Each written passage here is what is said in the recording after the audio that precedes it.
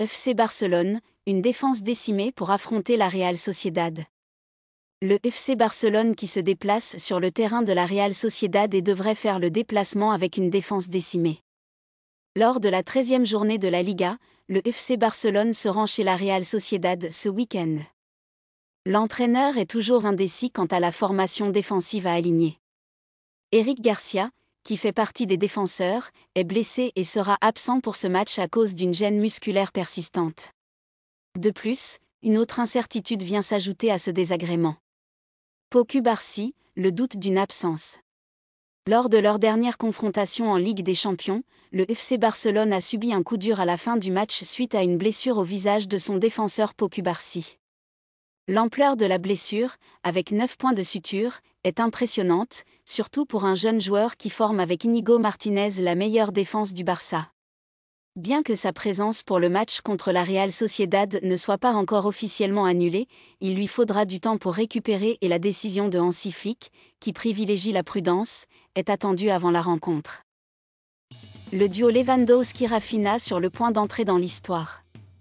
Le partenariat entre Robert Lewandowski et Rafinha au FC Barcelone est en train de marquer une nouvelle ère dans le football. La contribution offensive du duo formé par Lewandowski et Rafinha est tout simplement remarquable. Ensemble, ils ont inscrit 31 des 55 buts de l'équipe, représentant ainsi plus de la moitié de la production offensive du Barça. Sous la direction d'Hansi Flick, les performances de Lewandowski et Rafinha ont atteint de nouveaux sommets. Flick a réussi à redynamiser le jeu du Polonais tout en exploitant au mieux les talents du Brésilien. Après une victoire impressionnante de 5-2 contre l'Étoile Rouge à Belgrade, le Barça se positionne comme la formation la plus prolifique d'Europe, avec un total de 55 buts, un record qui n'avait pas été réalisé depuis 85 ans. Lewandowski, avec ses 19 buts, et Rafinha, avec 12, toutes compétitions confondues, sont les piliers de cette réussite offensive. Rafinha, le duo le plus redoutable du moment. Après la dernière journée de Ligue des Champions, Lewandowski et Rafinha se sont retrouvés en haut du classement des buteurs, avec 5 réalisations chacun en 4 matchs. Leur efficacité est impressionnante, avec une moyenne de 1,25 buts par match pour chaque attaquant. Il faudrait mentionner aussi que leur succès repose également sur un nouveau positionnement et des rôles redéfinis au sein de l'équipe. Rafinha, jouant à la fois comme ailier et meneur de jeu, tire parti de la stratégie de jeu du Barça, qui privilégie désormais la vitesse et les contre-attaques. L'amélioration globale de l'équipe sous la houlette de Flick a également contribué à cette dynamique. Dans le championnat espagnol, ces deux attaquants cumulent 21 réalisations en 12 rencontres. Si leur performance se poursuit ainsi, ils marqueront sans aucun doute l'histoire. En attendant, la Real Sociedad, qui doit affronter le Barça prochainement, est déjà prévue. Gyökeres au Real Madrid, c'est validé.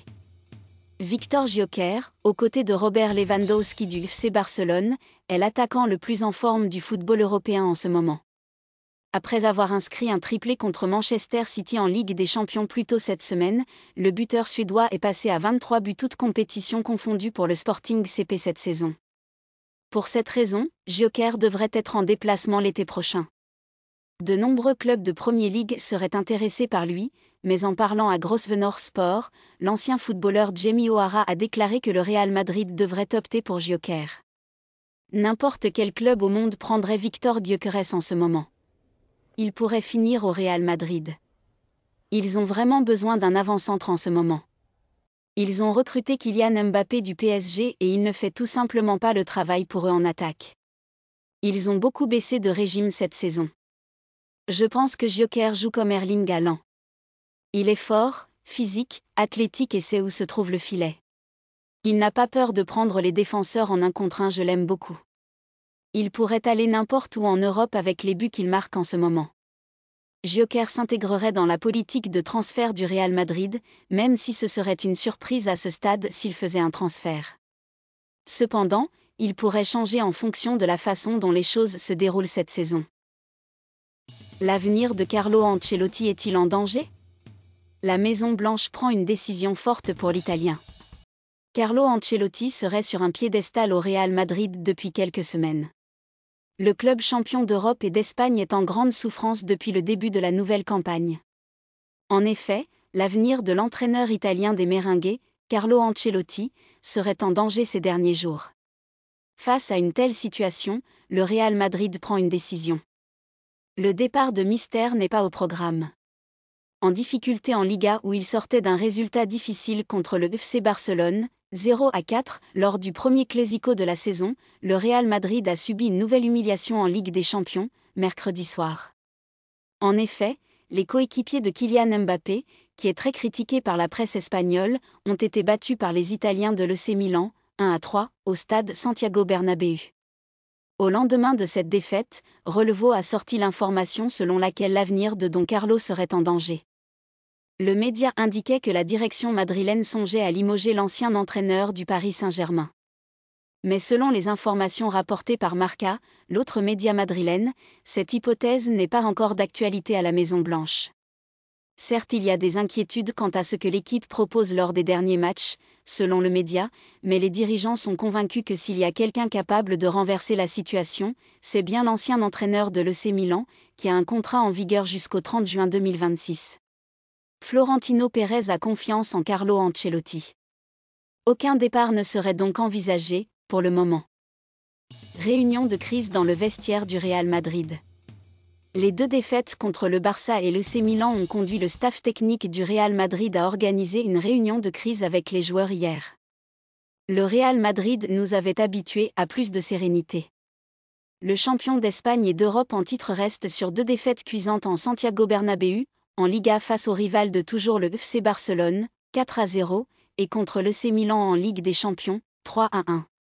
Certaines attitudes vues sur le terrain ne sont pas passées inaperçues et ont fait l'objet de critiques de la part de la presse espagnole. Il faut dire qu'entre les critiques de Vinicius envers l'arbitre, les insultes de Bellingham, les performances de Mbappé ou encore le poste de la femme de Valverde, il y avait de quoi faire. L'entraîneur italien a l'air d'avoir un peu perdu le fil ces dernières semaines face à des joueurs qui ne répondent plus tout le temps à ses exigences. Pour preuve, le Real est l'équipe qui court le moins depuis le lancement de cette campagne de Ligue des Champions. Des joueurs qui ne font plus les efforts les uns pour les autres, c'est que quelque chose ne va pas tactiquement, mais aussi dans le vestiaire. Il y a urgence à agir au point que le staff technique a entrepris une réunion de crise avec l'ensemble du vestiaire jeudi matin. Ancelotti prend le problème à bras-le-corps. C'est ce que révèle Marca, donnant aussi le contenu de cette réunion. L'ambiance était tendue mais il n'y a pas eu d'effusion de colère non plus. Les entraîneurs ont souligné ce qui avait été bien fait mais a également distribué les mauvais points, sans nommer de responsables. Certaines datas ont été mises en avant pour appuyer les propos du staff. Certains joueurs auraient alors été surpris par quelques chiffres. Il a également été question de solidarité et de phase de jeu, avec un accent particulier sur l'action menant au second but milanais mardi soir.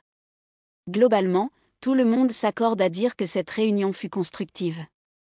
Il fut question d'engagement envers chacun, de recherche de solutions.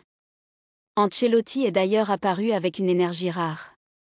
Certains problèmes ont été mis en évidence, toujours selon Marca, la séance de jeudi fut particulièrement dynamique. Il s'agit maintenant de mettre toutes ces consignes en application sur le terrain, et ce dès samedi contre Osasuna au Santiago Bernabéu, 14h. Une nouvelle contre-performance face à l'une des équipes surprises de Liga impliquerait des secousses encore plus grandes.